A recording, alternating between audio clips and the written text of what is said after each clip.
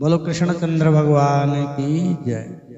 जब हम लोग कीर्तन करते हैं श्री कृष्ण गोविंद हरे मुरारे हे नाथ नारायण वासुदेवा, ये जो कीर्तन है भगवान का, इसमें कितने ही ऐसे शब्द हैं जो जीव का कल्याण करते हैं। सबसे पहले हम इसमें श्री शब्द बोलते हैं। श्री कृष्ण श्री, जो इस मंत्र का जाप करता है उसको धर्म अर्थ और काम मोक्ष इत्यादि की सब कुछ प्राप्ति हो जाती है। तो श्री का अर्थ होता है लक्ष्मी। जो इस मंत्र का जप करे तो उसको लक्ष्मी की प्राप्ति होती है। कृष्ण, कृष्ण का अर्थ है करष्टि इति कृष्ण, जो अपनी और जीव को खींच लेता है चुंबक की तरह। जैसे चुंबक है, लोहा रखो तो लोहे को खींच लेता है चुंबक। इसी प्रकार से भगवान का जो नाम है पवित्र श्री कृष्ण, उसमें चुंबकीय शक्ति है, जीव को अपनी ओर खींच लेता है। तो जो भगवान का भजन करने वाला है बहुत जल्दी ही भगवान की तरफ उसका मन लग जाता है। ये कृष्ण शब्द का अर्थ है इसमें। अगला शब्द बोलते हैं गोविंद। गोविंद का अर्थ है कि जिन्होंने अपनी इंद्रियों को अपने वश में कर लिया है। भगवान का एक नाम है गोविंद, इंद्र देवता ने दिया था नाम भगवान।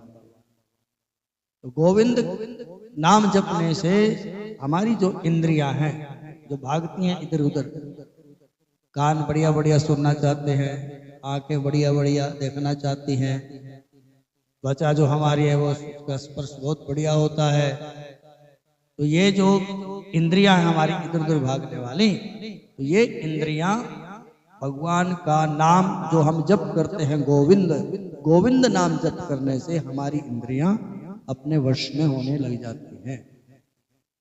अगला बोलते हैं हरे। हरे का अर्थ है जो हरण करता है। भगवान का एक नाम है हरि। हरि का अर्थ है हरण करने वाला। अब हरण क्या करता है? वो जीव के अंदर जितने भी पाप होते हैं या तो विकार होते हैं, काम क्रोध लोभ मोह अहंकार मद ईर्ष्या द्वेष छल, उन सब का भगवान हरण करते हैं यदि हम हरि नाम जप करते हैं। पुराण में तो लिखा है कि हरि हरति पापानि दुष्ट चित्तैरपि स्मृतः। किसी भी प्रकार से भगवान का नाम लिया जाए, जैसे अग्नि को हम स्पर्श करते हैं, अग्नि को छू लेते हैं, अग्नि जलाता है, देखिए ना, छू के जले भी होंगे। कुकर तो लगता है रोज बाजू में, बोलो जय सिया राम। हर रोज तवा लग गया, कभी कुछ लग गया, जलता है ना। तो आप उसको जानबूझ करके छूते हैं या अनजाने में छूते हैं, आगे पीछे किसी प्रकार से छू जाती है गर्म चीज या अग्नि, तो वो जला देती है, क्योंकि उसका गुण है जलाना। उसी प्रकार से भगवान का नाम किसी भी परिस्थिति में लिया जाए, भगवान का नाम जीव के पापों को, जीव के विकारों को खत्म कर देता है। क्योंकि हरि हरति पापानि, क्योंकि हरि का नाम पापों का हरण करने वाला है। इसलिए जब हरि शब्द बोलते हैं संबोधन अर्थ में हरे बन जाएगा। श्री कृष्ण गोविंद हरे मुरारी। मुरारी का अर्थ है भगवान ने एक मुर नाम का दैत्य था, उसको भगवान ने खत्म किया, उसका कल्याण किया भगवान ने। तो इसलिए जो अनेक प्रकार के दैत्य, अनेक प्रकार के विषाद हमारे हृदय में घर बनाए हुए बैठे हैं, काम रूपी राक्षस है, क्रोध रूपी राक्षस है, लोभ रूपी राक्षस है, ये जितने भी राक्षस हैं ये सब भगवान का जो पवित्र नाम है मुरारे, उसके जप करने से भाग जाते हैं। आगे आता है हे नाथ। हे नाथ, नाथ का अर्थ होता है स्वामी। हे नाथ, जब हम हे नाथ बोलते हैं तो भगवान जीव को अपना लेते हैं कि ये हे नाथ अर्थात मेरे को बोल रहे हैं कि हे स्वामी। जैसे हम बोलते हैं हे नाथ मैं आपका हूँ, हे प्रभु मैं आपका हूँ, तो जीव को भगवान अपना लेते हैं इस मंत्र का जप करने से। आगे बोलते हैं हम नारायण। नारायण में 4 अक्षर है, ना रा य न। तो ये चारों ही अक्षर भगवान का जो पवित्र नाम है नारायण, इसमें 4 चीजें बसी हुई हैं, धर्म अर्थ काम और मोक्ष। जिसको धर्म चाहिए, जो धार्मिक बनना चाहिए, तो नारायण नाम जपे। जिसको धन चाहिए तो नारायण नाम जपे, जिसको मुक्ति चाहिए वो भी नारायण नाम जपे। और जो अनेक प्रकार की हमारी कामनाएं हैं, कामनाओं की पूर्ति के लिए भगवान नारायण का नाम जपना चाहिए। और अगला अक्षर है वासुदेव। वासुदेव का अर्थ है कि जो सब के अंदर बसते हैं, भगवान नारायण, भगवान कृष्ण जो सब के अंदर बसते हैं। जो वासुदेव भगवान के नाम का जप करता है तो सब जीवों के अंदर भगवान की बुद्धि, भगवत बुद्धि उसकी हो जाती है जपने वाले की। इसलिए जो भगवान का पवित्र नाम है श्री कृष्ण गोविंद हरे मुरारे हे नाथ नारायण वासुदेवा, ये भगवान का पवित्र नाम, इसका जप करते हैं, कीर्तन करते हैं तो सब प्रकार की सिद्धि प्रदान करने वाला है। इसलिए ज्यादा से ज्यादा इस भगवान का जो ये मंत्र है श्री कृष्ण गोविंद हरे मुरारे हे नाथ नारायण वासुदेवा, इस मंत्र का ज्यादा से ज्यादा कीर्तन भी करना चाहिए और इसका जप भी करना चाहिए। बोलो जय सिया राम। और कार्तिक के महीने में तो विशेष करके, जैसे कार्तिक का महीना चला हुआ है, कार्तिक के महीने में ये तो बताया कि भगवान के नाम का जप करो, तुलसी की सेवा करो, दीप दान करो, ठंडे जल में स्नान करो। हमारे गुरु जी कहते थे गर्म जल में जो स्नान करता है तो अब वेद मंत्र तो जल में निवास करते हैं। बोलो जय सिया राम। वेद मंत्र जितने भी वेद नारायण हैं वो जल में निवास करते हैं। अब वो जरूरी नहीं है कि गंगा जल में ही रहेंगे, वो कहीं भी जो जल रहेगा उस जल में निवास करेंगे। तो आचार्य लोग बोलते हैं कि जब पानी गर्म करते हैं तो वेद मंत्र निकल करके भाग जाते हैं। बोलो जय सिया राम। आपके लिए नहीं है, जो जिसका शरीर ठीक नहीं है, जिसका शरीर ठीक नहीं है उसके मंत्र नहीं भागते। जिसका शरीर ठीक हो फिर पानी गर्म करके नहाए तो फिर मंत्र भाग जाते हैं। बोलो जय सिया राम। ये लिखा तो नहीं कहीं पर सुना हमने, उसमें लिखा नहीं है कहीं कि मंत्र भाग जाते हैं। हमने ऐसा सुना है, कई संतों से संत बताते हैं कि ऐसे ऐसे होता है। बोलो जय सिया राम। तो कार्तिक के महीने में इन चीजों का विशेष करके हमें सेवन करना चाहिए, बहुत बढ़िया औषधि है ये।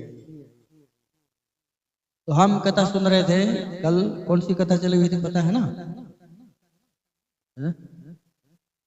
हाँ, तुलसी कैसे प्रकट हुई वो कथा चल रही थी। तो उसमें कथा में ये चल रहा था कि जो जलंधर राक्षस है, शुक्राचार्य जी के कहने से वो उन वस्तुओं के प्रति, उन रत्नों के प्रति आकर्षित हो गया जो समुद्र में से निकले थे और देवताओं के पास चले गए।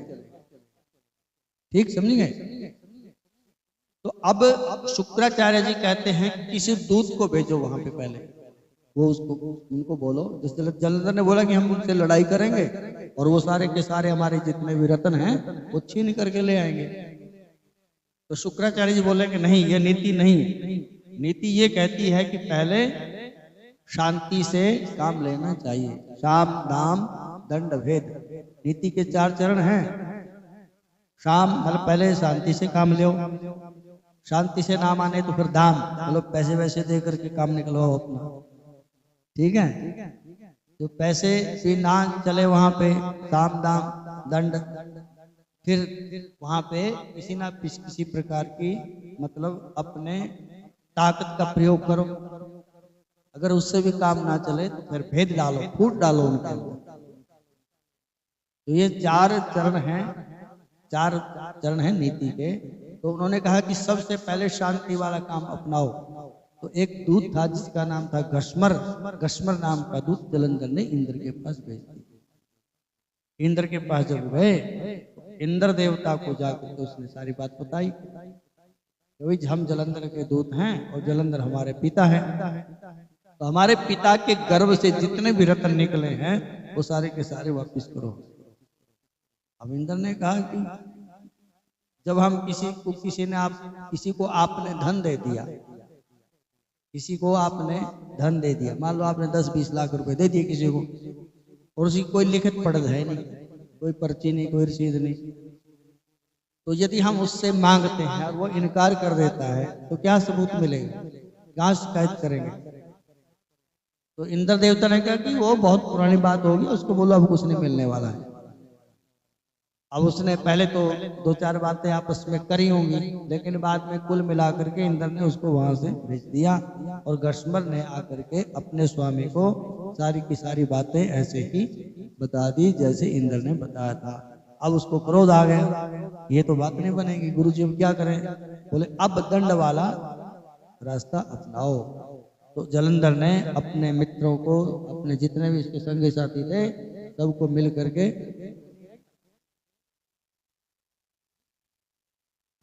बोलो जय सिया राम, तो सबको मिला करके इकट्ठा करके उसने स्वर्ग के ऊपर चढ़ाई कर दी और देवता लोग वहां से, देवताओं को वहां से भगा दिया। अपने आप इंद्रलोक का राजा बन गया और सारे देवता लोग इधर उधर भाग गए। अब वो उसका भोग करता है स्वर्ग का, जबकि स्वर्ग का अधिकारी नहीं है, लेकिन स्वर्ग का भोग करता है। तो इतने में ही देवता लोग इकट्ठे हुए फिर कि हमें क्या करना चाहिए। देवताओं की एक विशेषता ये होती है कि जब भी किसी प्रकार का दुख उनके ऊपर आता है, कोई संकट आता है, तो वो भगवान की शरण ग्रहण कर लेते हैं, मतलब सीधे भगवान के पास जाएंगे। तो देवता लोग इकट्ठे हुए, जब बोला भी क्या करना चाहिए तो भगवान के पास चले। वो सारे के सारे मिल करके फिर देवता लोग, पहले तो उनकी खूब लड़ाई हुई वहां पे। अब उसमें जब कथा में लिखा तो कथा में बहुत लंबी चौड़ी उनकी लड़ाई बताई गई है। जब देवता लोग और आप राक्षस लोग आपस में लड़े, तो जो राक्षस लोग मरते थे तो उनके पास एक मंत्र था गुरु जी के पास, मृत संजीवनी मंत्र। मृत संजीवनी का मतलब यह है कि जो मरे हुए को जीवित करते। तो ऐसा मंत्र फूकते थे, जो राक्षस मर जाता था वो फिर जीवित हो जाता था। इधर से जो गुरु जी थे, देवगुरु बृहस्पति, उनके पास एक औषधि थी, दवाई थी एक, मतलब वो दवाई उनको देते और जिसको लगता था कि ये देवता है, ये इसका बल क्षीण हो गया है, उसको औषधि देती, औषधि दी और वो फिर से बलवान हो गया। बोलो जय सिया राम। तो प्रश्न उठा, राक्षस जो जलंधर है वो गुरु जी के पास गए, तो गुरु जी को बोला कि जितने भी देवता क्षीण शक्ति जिसकी हो जाती है तो इनको बल कैसे मिलता है, अर्थात ये मरे हुए जो होते हैं ये जिंदा कैसे हो जाते हैं? क्योंकि मृत संजीवनी जो मंत्र है वो आपके पास ही है। बोलो जय सिया राम। बृहस्पति के पास नहीं है वो। बृहस्पति का एक बेटा जिसका नाम था कच्छ, कच्छ अपने पिता को कहते हैं बृहस्पति को कि आपके पास मृत संजीवनी तो है नहीं। बोले बेटा वो सब लोग थोड़ी सिद्ध कर सकते हैं, तो कोई होता है जिसको भगवत की कृपा होगी। तो भगवान महादेव की कृपा शुक्राचार्य जी पे हुई थी। तो बोले पिताजी हम जो राक्षसों के गुरु हैं शुक्राचार्य, उसके पास चले जाते हैं, तो हम वहां से मृत संजीवनी मंत्र सीख लेंगे। उन्होंने कहा ठीक है बेटा। तो वो वहां से चले गए गुरु जी के पास। तो गुरु जी से 12 वर्ष वहां रहे और मृत संजीवनी मंत्र का उन्होंने वो सिद्ध कर लिया गुरु जी के चरणों में बैठ करके। अब जब गुरु जी ने उनको सिद्ध कर दिया, तो जब उनकी शिक्षा दीक्षा पूरी हुई तो गुरु जी की एक बेटी थी जिसका नाम था देवयानी। बोलो जय सिया राम। तो देवयानी कहने लगी बृहस्पति पुत्र कच्छ से कि हम आपके साथ विवाह करना चाहते हैं। वो कहता कि ऐसा नहीं हो सकता, आप हमारी गुरु पुत्री हैं, आप हमसे कैसे विवाह करेंगे? तो बोले नहीं, विवाह तो करना ही पड़ेगा। तो वो कहते विवाह कर ले, वो कहते विवाह ना करो। अब वो कहता कि मैं विवाह नहीं करूंगा, आप हमारी गुरु पुत्री हैं।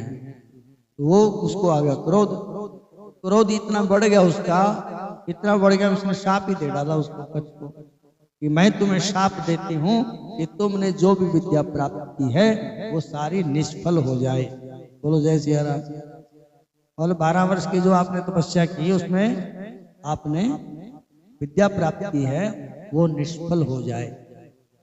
तो उन्होंने ऐसा शाप किया और उसी समय उन्होंने वमन किया, उल्टी की और सारी की सारी विद्या जो थी वो अपनी निकाल दी। तो बृहस्पति के पुत्र भी उस विद्या से विहीन रहे और बृहस्पति महाराज भी के पास भी विद्या नहीं है। तो शुक्राचार्य जी को कहते हैं जलंधर की ये राक्षसों को देवताओं को बल कैसे मिलता है। तो शुक्राचार्य जी ने ध्यान किया और कहा कि जो बृहस्पति जी महाराज हैं उनके पास एक औषधि है और उस औषधि के बल पर उनको जीवित करते हैं।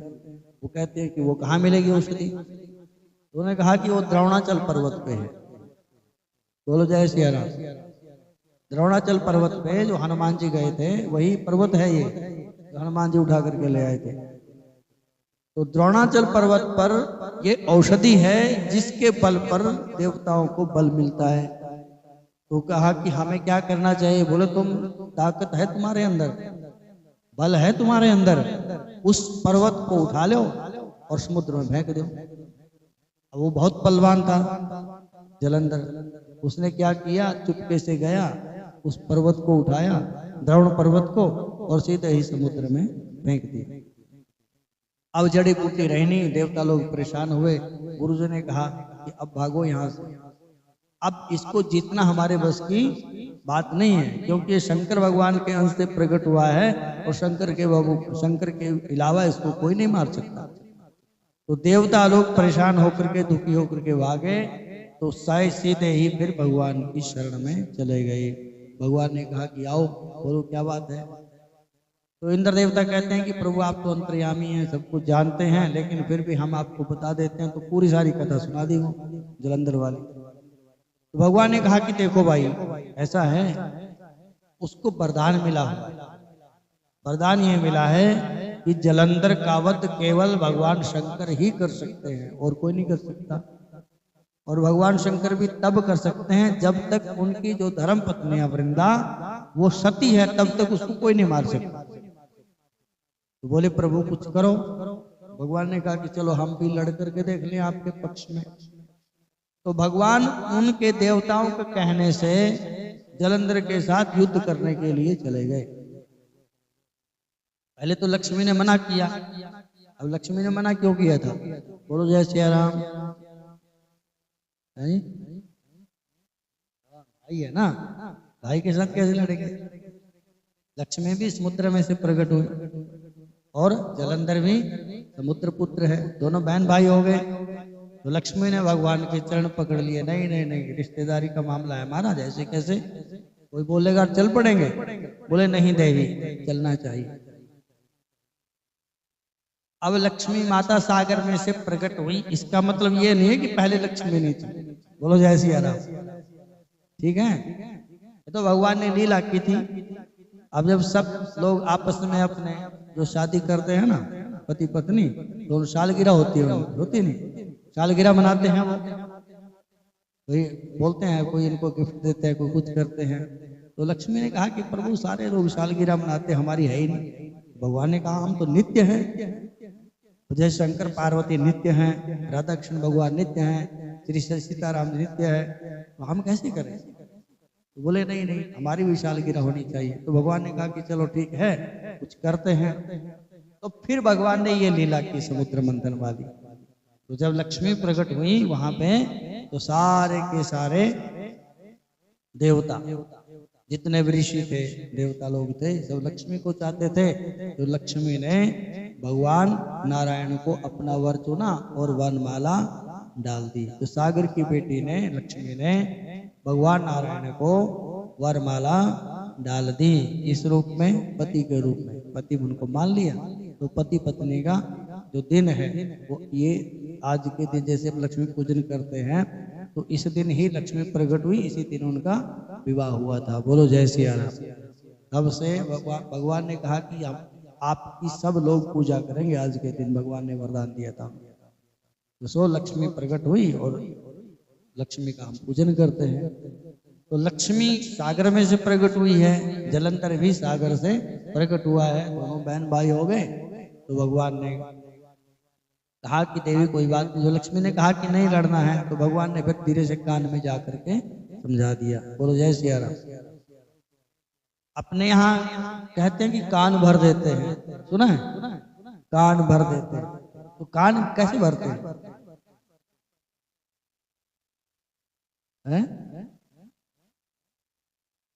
हाँ वो धीरे से होती है वो बात, मतलब कान के पास गए और कान में फूंक मार दी और कान भर गए बस। बोलो जय सिया राम। और वही बात भगवान ने यहाँ पे, वैसे कान भरना तो नहीं था लेकिन कान में भगवान ने एक बात बोल दी लक्ष्मी को। और देवताओं को पता नहीं है इस बारे में, देवताओं को नहीं भगवान ने बताया, चुपचाप जाकर के कान में बता दिया कि ये मेरे से मरने वाला नहीं है।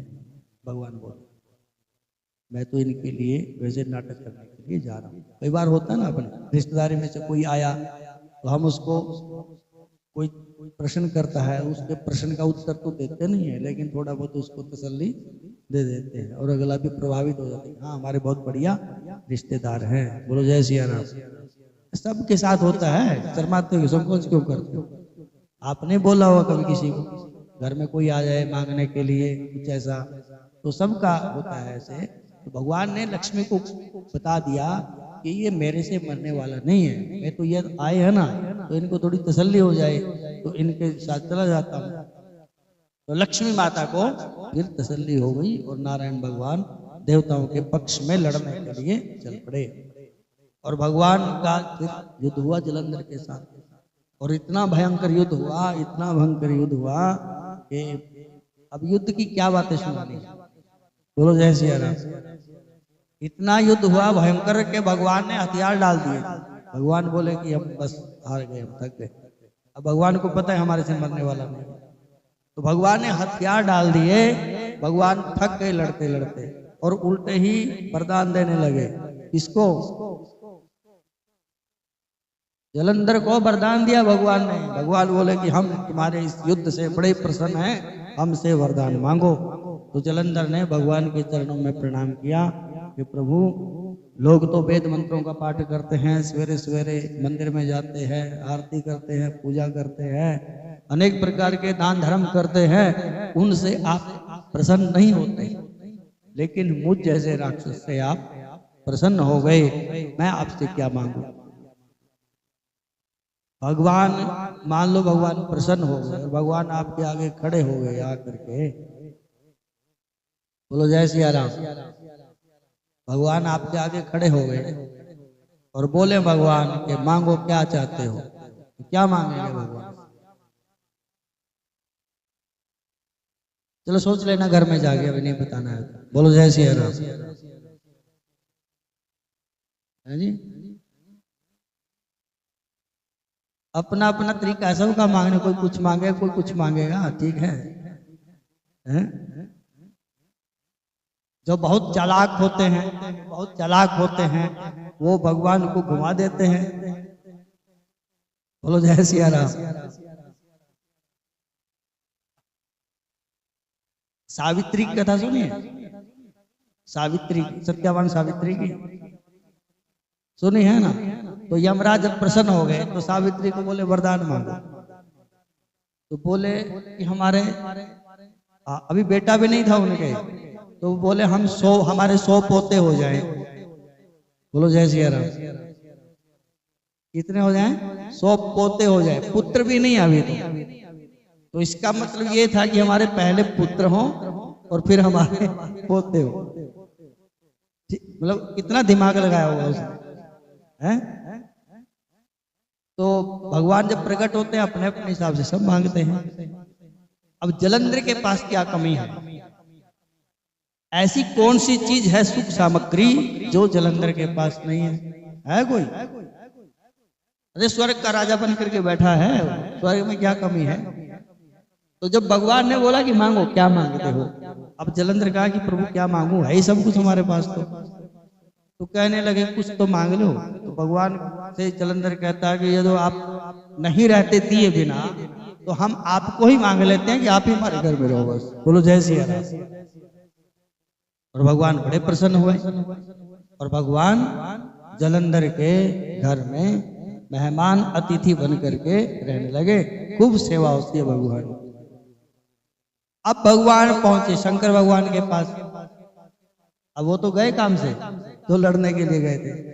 भगवान महादेव को जा करके फिर अपना रोना वहां रोया। तो देवता कहने लगे कि प्रभु बड़ा काम गड़बड़ हो गया। बोले आप तो नारायण भगवान के पास गए थे, उन्होंने क्या कुछ? बोले क्या क्या? वो तो वहीं पर रहने लग गए, उनके मेहमान बन गए। तो अब बोले अब आप कुछ करो। भगवान ने कहा कि चलो अब आप हमारे पास आए हैं और आपको ये भी पता होना चाहिए कि हम हमारे बिना जलंधर का वध नहीं हो सकता।